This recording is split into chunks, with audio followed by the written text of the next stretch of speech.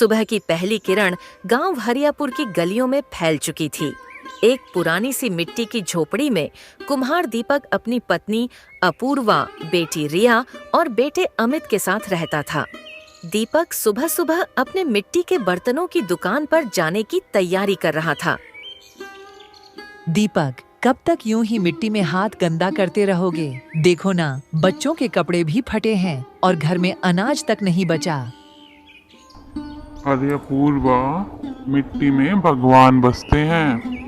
आज भले ही हमारा हाथ खाली है, पर हमारा मन साफ है और सुंदर है।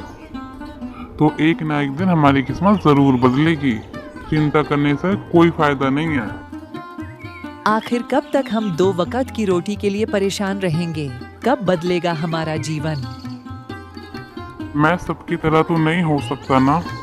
मुझे मेरा काम बहुत प्रिय है।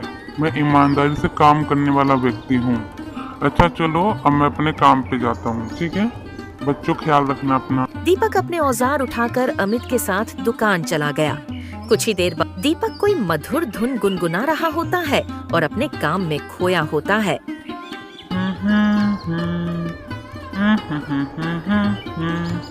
जल्दी जल्दी से बर्तन बनाएंगे। थोड़ी देर बाद उसके यहाँ मुखिया और एक व्यक्ति आते हैं। मुखिया उससे बोले, अरे दीपक, वो क्या है ना, मेरा मिट्टी का घड़ा फूट गया है। तुम तो जानते ही हो घर की महिलाओं को कहाँ ही सुनती हैं। तो जरा तुम मेरे घर पे 2 से 4 मिट्टी के घड़े पहुँचा दोगे? लेकिन पैसे मैं तुम्हें 1 हफ्ते बाद ही दे पाऊंगा। बताओ। दीपक थोड़ी देर तक चुपचाप सोचता है, फिर धीरे से बोला, अरे मुखिया जी, ये भी कोई कहने की बात है क्या? अरे आप बोले तो 2-4 क्या, पूरे 5 मटके आपके घर पहुंचा दूं। परंतु इस बार आपका हाथ थोड़ा तंग है क्या? आप वैसे तो हर समय पैसा दे देते हैं समय अनुसार। अरे दीपक, तुम मेरे यहाँ पे भी एक घड़ा पहुंचा देगा क्या? तुझे मैं घर पे ही दे दूंगा पैसे। शाम को दीपक मुखिया के घर घड़ा देने गया। वहाँ मुखिया बलदेव और सुखदेव से गंभीर चर्चा कर रहे थे। अरे क्या कह रहे हो? क्या सच में? अगर वो जानवर हमारे खेतों की ओर आ गया ना, तो पूरे गांव की फसलें बर्बाद हो जाएंगी। कुछ सोचा है? अरे दीपक, तुम ही बताओ, कोई सुझाव दो अच्छा सा। हम तो तुम्हारा ही इंतजार कर रहे थे। दीपक थोड़ी देर तक चुपचाप सोचता है, फिर धीरे से बोला, परंतु मुखिया जी, ऐसे मामलों में जल्दबाजी नुकसानदायक हो सकती है। मुझे तो सुनने में भी आया है कि वो जानवर कोई साधारण जानवर नहीं है। उसके शरीर पे चीते जैसे निशान हैं और दांत भी शेर की तरह हैं। अगर हमने कोई बेवकूफ़ी की तो वो जानवर गांव में घुस जाएगा। फसल के साथ साथ हमारा भी नुकसान है। हाँ, तुम सही कह रहे हो। चलो देखता हूँ मैं क्या करा जा सकता है। दीपक देर रात घर आकर थक कर सो गया था। अगली सुबह जब उसकी आंखें खुली तो उसने देखा कि सामने अपूर्वा खड़ी थी। अपूर्वा दीपक की आंखों में देखते हुए धीरे धीरे सब सच बताते हुए कहती है, दीपक, तुमने जो कहा था वो सच निकला। एक शिकारी उस जानवर को मारने में सफल हुआ। वो सचमुच खतरनाक था। तुम्हारी सूझबूझ ने गांव को बचा लिया। अरे वाह, ये तो बड़ी ही अच्छी बात है। देखा, मैंने मुखिया जी को सुझाव दिया भी था कि हमें जल्दबाजी करनी नहीं चाहिए। मुखिया जी ने बड़े ही सोच समझ के साथ शिकारी को भेजा और उस जानवर की हत्या करवा दी। चलो, कम से कम अब हमारा गांव तो सुरक्षित है। दीपक मुस्कुराकर दुकान चला गया। तभी गांव का दोनों महिलाएं आपस में झगड़ ही रही होती हैं। तभी अचानक वहां सबकी नजरें उनकी ओर घूम जाती हैं। अरे क्या हुआ सीता गीता दोनों बहनों को? इतनी तेज तेज लड़ी उड़ रही हो कि पूरा गांव ही इकट्ठा कर लिया। अरे क्या चाहती हो? अरे भैया देखिए ना, अब सारा घर का काम मैं करती हूँ, लेकिन ये ना घर देख रही है और ना ही सब्जी बेच रही है। बताओ ऐसा कैसे चलेगा? अरे मैं तो इससे कहती हूँ कि सब सब्जी देख ले, मैं घर देख लूँ, लेकिन नहीं, हर जगह टांग अड़ाती रहती है। मैं तो परेशान हो गई हूँ। अब आप ही कोई सुझाव बताइए क्या किया जा सकता है। वह उन दोनों को एक सुझाव देते हुए बोला। अरे तो ये बात है, और इतने जोर जोर से लड़ रहे हो, तो ऐसा करो ना, एक दिन तुम घर संभाल लो तो ये सब्जी देख लेंगी, और एक दिन तुम सब्जी देख लो तो ये घर संभाल लेंगी। इससे तुम दोनों को भी दो तरह के काम मिल जाएंगे और तुम दोनों का आराम भी हो जाएगा, और ये लड़ाई झगड़े से भी दूर रहोगे। दीपक मुस्कुराकर दुकान चला गया। तभी गांव का एक युवक रत्ना वहां आया। अरे दीपक भैया, मैं बड़ी ही कीमती मिट्टी लेके आया हूँ, मेरा घड़ा जल्दी से ठीक कर दो, जल्दी कर दो, देखो मैं सब्र नहीं कर सकता। देख लो, बड़ी ही कीमती और सुगंधित मिट्टी है हमारे गांव की। दीपक गौर से देखता है तो समझ जाता है कि यह मिट्टी हरियापुर गांव की नहीं है। वह रत्ना से कहता है। अरे ओ रत्ना जी, जल्दबाजी शैतान के लिए होती है, पता है ना। वैसे एक बात कहनी है, ये जो मिट्टी है ना जिसे आप हरियापुर गांव की बता रहे हैं, वो हरियापुर गांव की नहीं है। ये मिट्टी तो विजयनगर गांव की है। वहाँ के खास बर्तनों में उपयोग की जाती है। ये मिट्टी आसानी से नहीं मिलती। तुम्हें कैसे मिल गई? क्या क्या क्या? अरे क्या बकवास कर रहे हो? ये हमारे ही गांव की मिट्टी है। दोनों बात कर ही रहा होता है, तभी दरवाजे पर किसी के आने की आहट होती है। दीपक धीरे धीरे दरवाजा खोलता है। सामने गांव के मुखिया खड़े होते हैं। चेहरे पर गंभीरता साफ झलक रही होती है। वो मुखिया जी, मुझे माफ कर दीजिए, मेरे पे और कोई चारा नहीं था। मुझे माफ कर दीजिए मेरे परिवार की खातिर। रत्ना, तुमने जो किया है उसे देशद्रोह, राज्यद्रोह कहते हैं, पता है ना तुम्हें। परंतु तुम्हें तुम्हारी गलती का एहसास है। अब सवाल तुम्हारे परिवार का है। मैं तुम्हारे लिए इस बात को छुपाने को तैयार हो, परंतु तुम मुझे ये विश्वास दिलाओ कि तुम फिर से अपने ही गांव की जासूसी नहीं करोगे। बोलो। मुखिया उसे माफ तो कर देता है, पर 2 दिन बाद ही गांव में एक राजा का सेनापति आता है और उसने कहा, हमें सूत्रों से पता चला है कि हरियारपुर गांव का एक व्यक्ति राज्य में जासूसी का काम कर रहा है। सभी गांव वालों के सामने खुलकर सुन लो। जो भी वह व्यक्ति है वह सामने आ जाए, नहीं तो सबको अपनी जान से हाथ धोना पड़ेगा। मुखिया गांव के लोगों की जान बचाने के चक्कर में सब कुछ सच सच बोल देता है। वह सेनापति के सामने सिर झुकाकर कहता है, हाँ, मैं जानता हूँ कि वो राजद्रोही कौन है। हमारे ही गांव का एक व्यक्ति रत्ना, जो दूसरे गांव में विजयनगर में हमारे गांव की खुफिया बातें बताया करता था, वो है। लेकिन उसने मुझे वादा किया है कि अब वो कोई जासूसी नहीं करेगा और वह सुधर चुका है, तो कृपया करके आप उसे माफ कर दीजिए। अरे वाह मुखिया, तुमने तो सही कहा, लेकिन सब कुछ तुम्हारे अनुसार नहीं हो सकता ना। थोड़ी देर बाद वहां पर रत्ना को लाया गया और फिर सेनापति ने उसे खड़ी नजर से देखते हुए कहा, क्यों रतन, जासूसी करके ज्यादा धन मिल गया क्या, जो अपने ही राज्य से गद्दारी कर बैठा? हम मुझे माफ कर दीजिए सेनापति जी, मैं आपका गुनहगार हूँ, राजा का गुनहगार हूँ, पर मुझे एक मौका दे दीजिए, सिर्फ एक मौका। मैं अब कभी भी कोई गलत कार्य नहीं करूँगा। मैंने अपने बीवी बच्चों की कसम खाई है। तूने जो करना था कर लिया, अब हमारी बारी है। सैनिकों, रतन और प्यारे मुखिया को उनकी करतूतों की सजा तो दे दो। सेनापति ने किसी पर रहम नहीं खाया। उसने रत्ना और गांव के मुखिया का गला वहीं काट दिया। फिर गुस्से से पूरे गांव वालों की ओर देखकर गरजते हुए कहा, सभी गांव वालों कान खोलकर सुन लो, ये गांव जल्द से जल्द खाली कर दो, नहीं तो कल का सूरज नहीं देख पाओगे। सेनापति जी, मुझे आपके साथ चलने में कोई आपत्ति नहीं है, परंतु आप जो गांव वालों के साथ अभी कर रहे हैं ये अनुचित है। जिसने गुनाह करा आपने उसको सजा दे दी, परंतु गांव वालों की क्या गलती है? दीपक, तुम भी तो इसमें शामिल थे। चलो राजा के दरबार। सेनापति अपने साथ दीपक को भी महल ले गया, उसे महाराजा के सामने पेश करने के लिए। महाराज की जय हो। महाराज, जो जो हमारे खिलाफ थे सभी को उनकी सजा मिल चुकी है। यह है दीपक, यह भी सत्य का पुजारी है, परंतु इसने हमें कुछ नहीं बताया। बस दीपक, तुमने अपने राज्य के साथ राजद्रोह किया है, इसकी सजा तुम्हें अवश्य मिलेगी। सिपाहियों, इसे काल कोठरी में डाल दो।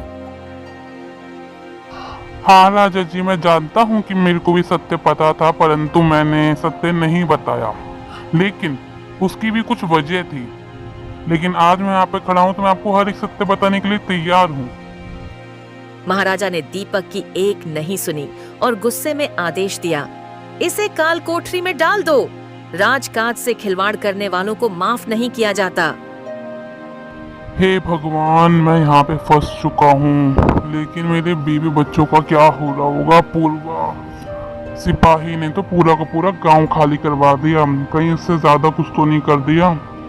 सब ठीक तो होगा, कुछ करो आप। कुछ देर बाद दीपक के पास सेनापति आया। दीपक, दीपक, तुम यहाँ से चले जाओ।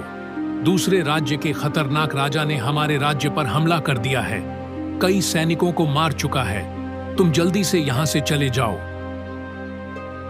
सेनापति जी, ये तो गलत है ना? आपने हमले के डर से सबको भगा दिया, अब जान बचाना चाहते हैं और एक तरफ आप जान लेना भी चाहते थे। दीपक जल्दी से महल से बाहर आ जाता है। आते आते वह देखता है कि सब लोग अपने अपने घर छोड़कर जा रहे थे। अरे भावी राजा, कहाँ जा रहे हो? जरा सुनो तो सही। जंगल में उसे एक भवानी साधु मिलते हैं जो उसे पीछे से रोकते हुए बोलते हैं, तायंदा सा एंडम तास।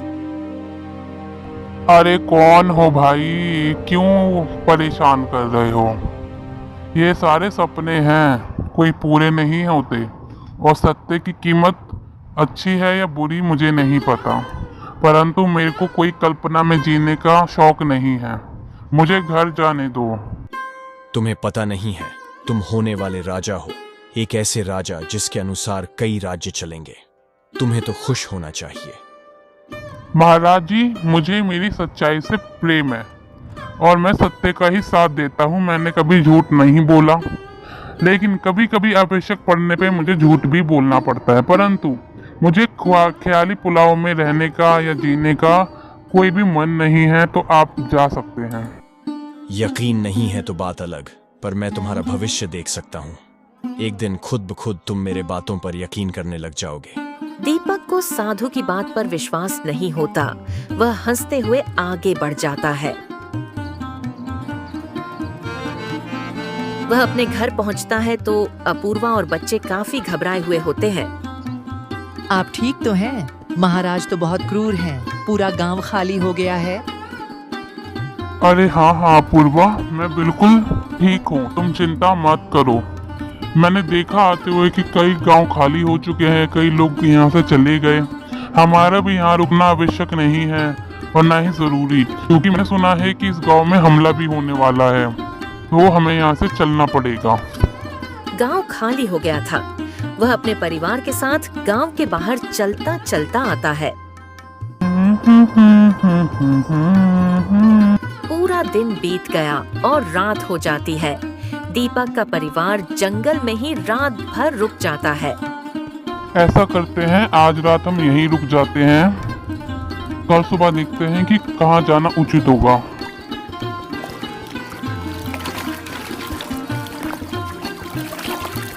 जब सुबह सबकी आंखें खुलती हैं, तो वे सामने डाकू सूर्या सिंह को खड़ा देखते हैं। वह चौंक कर खड़े हो जाते हैं। अरे कौन हो भाई? तुझे अभी भी नहीं पता कि हम कौन हैं? पहली बार आया है क्या जंगल में? मेरा नाम है सूर्या सिंह, इस जंगल का राजा कहलाता हूँ मैं, समझा? और सुन, यहाँ मैं तेरे से बहस करने नहीं आया हूँ। मुझे तेरी बीवी और तेरे बच्चे चाहिए। वो क्या है ना, हमारे यहाँ पे कोई खाना बनाने वाला नहीं है। अब माँ जाएगी तो उसके साथ बच्चे तो जाएंगे ही, इसलिए। और अगर तूने चू चपड़ करी तो अपनी जान से हाथ धो बैठेगा। डाकू धमकी देता है, लेकिन दीपक उसकी बात नहीं मानता। फिर डाकू दीपक पर हमला करके उसके पूरे परिवार को अपने साथ ले जाता है। थोड़ी देर बाद जब उसकी आंखें खुली तो सब कुछ उससे छिन चुका था। वह काफी परेशान हो गया। अरे ये सूर्या सिंह कहाँ ले गया पूर्वा और मेरी बेटा बेटी को? ये डाकू लोग तो बड़े ही खतरनाक होते हैं। पता नहीं, लोग कहते हैं किस्मत बदलती है, यहाँ तो जिंदगी खराब से खराब होती जा रही है। अब मैं कहाँ जाऊँ? हे ऊपर वाले, कुछ रास्ता दिखा। मुझे मेरी बीवी बच्चों से मिलवा दे, मैं उनके बिना नहीं रह सकता। थोड़ा आगे चलने के बाद उसे फिर से वही साधु मिले और उन्होंने उसे बोला, अरे दीपक, आज तो किस्मत बदल ही जाएगी तेरी। दीपक गुस्से में होकर उससे बोला, तुम्हारी बातों का कोई मतलब नहीं है, मुझे अब किसी की मदद नहीं चाहिए। अरे महाराज जी, यहाँ पे जो था वो तो मुझसे छिन चुका है और आप मुझे राजा बनने के लिए बोलते रहते हो कि आने वाले राज्य बनेगा। अरे कैसे बन जाऊंगा? यहाँ ना मुझे मेरी बीवी का पता, ना मेरे बच्चों का। जिस गांव में रहता था वो गांव भी खत्म हो चुका है, कहाँ जाऊं ये तक नहीं पता। आज तेरा ही दिन है दीपक। बेटा, ऊपर वाले पर भरोसा रख, सब वैसा ही होगा जैसा सोचा है। जी देखिए, मैंने आपको पहले भी कहा था कि मुझे कल्पनाओं का कोई भी शौक नहीं है। मुझे यहाँ से जाने दीजिए। दीपक काफी परेशान था। चलते चलते वह थक गया और एक जगह पेड़ के नीचे बैठ गया। थोड़ी देर बाद उसके पास एक व्यक्ति दौड़ता हुआ आया और उसे पहचानते हुए बोला, क्या तुम दीपक हो जो मिट्टी की जानकारी रखने वाले हो और तुम्हारे पिता का नाम जगदीश सिंह है? तुम मेरे साथ चलो। अरे हाँ भाई, मैं ही दीपक हूँ, दीपक कुम्हार। लेकिन मैं तुम्हारी सहायता कैसे कर सकता हूँ? मुझे मिट्टियों का ज्ञान है, परंतु किसी घाव को या किसी अन्य चीजों का ज्ञान नहीं है। मैं कैसे बता सकता हूँ कि आने वाले समय में क्या होने वाला है? मेरा समय क्यों व्यर्थ कर रहे हो तुम? अरे हमारे राजा तुम्हें अच्छे से जानते हैं। उन्हें जीवन के अंतिम दिनों में तुमसे कुछ बात करनी है। चलो मेरे साथ जल्दी। कोई आया राजपाल। राजा वीरेंद्र अपनी अंतिम सांसें लेते हुए दीपक को देखते हुए बोले, महाराज जी, यही दीपक है। इन्हीं के पिता का नाम जगदीश है। यही वो कुम्हार है जो मिट्टी की जानकारी रखता है। दीपक, मैं जानता हूं कि तुम मुझे नहीं जानते, पर मैं तुम्हें अच्छे से जानता हूं। करीबन 35 साल पहले तुम्हारे पिताजी ने मेरे पिताजी की जान बचाई थी। तब मेरे पिताजी ने एक वचन दिया था कि मेरे बेटे के बाद तुम्हारा बेटा पलमपुर राज्य का राजा बनेगा। तो तुम ही हो होने वाले भावी राजा। अरे महाराजा जी, आप ये क्या कह रहे हैं? मैं आपके राज्य को कैसे संभाल सकता हूँ? ये तो संभव ही नहीं है। ये राज्य आपका है और आपके आने वाली पीढ़ी का है। मैं इसमें दखल अंदाजी नहीं कर सकता, माफ करिए मुझे। महाराज की जय हो। अब आप ही हमारे नए महाराज हैं। कुछ समय बाद आपका राज्याभिषेक किया जाएगा और आप इस पलमपुर के राजा के रूप में कार्यरत होंगे। कुछ ही समय बाद महाराज वीरेंद्र की मृत्यु हो जाती है और अगला दिन दीपक के लिए कुछ खास होता है। कुछ ही समय बाद महाराज वीरेंद्र की मृत्यु हो जाती है और अगला दिन दीपक के लिए कुछ खास होता है। महाराज ने आपके पिताजी को जो वचन दिया था वह पूरा किया है। अब आप सही गलत न देखें, राजा का कार्यभार संभालें। पर तो ये गलत है ना। आप जानते हैं कि राजा जी के बच्चे भी हैं, तो ये तो उनका कार्य है। माना कि वह भी काफी छोटे हैं, परंतु वो संभाल सकते हैं। आप उनके हैं तो, पर मैं इस राज्य का राजा कैसे बन सकता हूँ? अगले दिन दीपक पलमपुर का नया राजा बन जाता है और उसके सेवक उसे बोलते हैं, महाराज की जय हो। आपके नए राज्य में आपका बहुत बहुत स्वागत है। हुक्म कीजिए, इस राज्य को कैसे और बदला जा सकता है। चलो, अभी ये भी सही है कि मैं इस राज्य का राजा तो बन चुका हूँ, परंतु सबसे पहला मेरा कार्य है मेरी बीवी बच्चों को ढूंढना, और इन्हीं से ही कहता हूँ कुछ करने की। सेनापति जी, आपका बहुत बहुत धन्यवाद। लेकिन अब मैं इस राज्य का नया राजा हूँ तो मेरे कुछ दायित्व हैं। सबसे पहले तो मैं आपको ये बताना चाहता हूँ कि हमारे राज्य के आसपास के राज्यों में कुछ डाकुओं का आतंक काफी बढ़ चुका है, जिसकी वजह से हमारे आसपास के राज्यों के नागरिक काफी परेशान हो रहे हैं। तो मैं आपको हुक्म देता हूँ कि आप उन डाकुओं को पकड़ के लाइए, और मैं ये निश्चय करूंगा कि उनके लिए क्या सजा जरूरी है। जाइए। कुछ देर बाद ही डाकू सूर्या और उसके साथियों को पकड़ लिया जाता है। डाकू सूर्या दीपक को देखकर चौंक जाता है। अरे, ये कैसे संभव हो सकता है? ये तो वही व्यक्ति है जिसके बीवी बच्चे मेरे पास हैं। ये इस राज्य का राजा बन गया। वाह, लेकिन कुछ तो करना पड़ेगा, नहीं तो ये हमें मृत्यु। चौंक गए? समझ ही गए होगे कि तुम लोगों को यहाँ पे क्यों लाया गया है। मैं दीपक इस राज्य का नया राजा हूँ, और अब तुम लोगों का आतंक खत्म, समझे? अब तुम लोगों को सजा ये दी जाती है कि तुम जीवन काल के अंतिम समय तक हमारे ही राज्य की काल कोठरी में बंद रहोगे, और तुमने जितने लोगों का परेशान करा है, जितने लोगों का धन तुम्हारे पास है, वो भी तुम हमें जमा कर दोगे, ताकि हम अपने नागरिकों को वो दे सके। दीपक डाकू सूर्या को काला कोठरी में बंद करवा देता है और उसका परिवार उसे मिल जाता है। अगले दिन उसका बेटा उससे पूछता है, पापा पापा, आप इस राज्य के राजा कैसे बन गए? और ये सब लोग आपकी बात मान रहे हैं, मतलब आप जो कहोगे वो सब सच हो जाएगा क्या? या मुझे जब जो चीज चाहिए होगी वो मुझे मिलेगी क्या?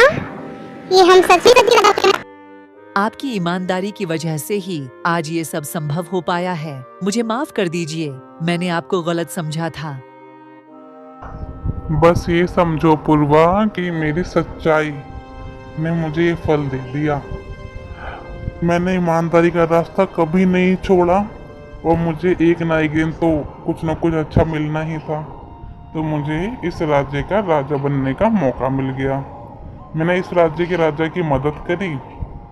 उनका आखिरी यही वचन था कि मैं इस राज्य को संभालूं, तो मैं इस राज्य का राजा बनके इसे संभालने लगा हूँ। दीपक को साधु महाराज की बात याद आ जाती है और वह मुकर्रा कर अपने परिवार को गले लगा लेता है। हेलो प्यारे दोस्तों, वीडियो को लाइक करे, प्यारा सा कमेंट करे और चैनल को सब्सक्राइब करे। थैंक्स।